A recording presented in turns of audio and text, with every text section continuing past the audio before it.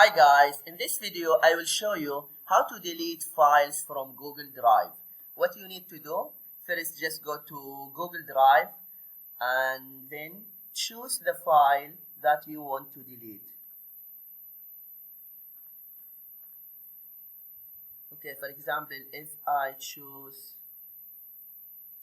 this video, then just right click and then click remove.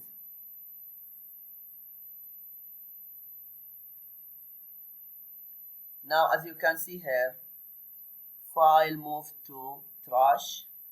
Okay, then click here, trash, and here is the file.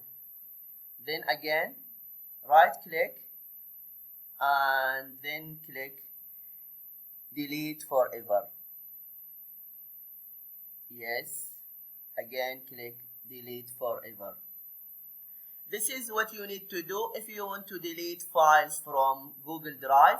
I hope this video is helpful. Please don't forget to give a like and subscribe to the channel if you are not subscriber yet. Thank you and see you.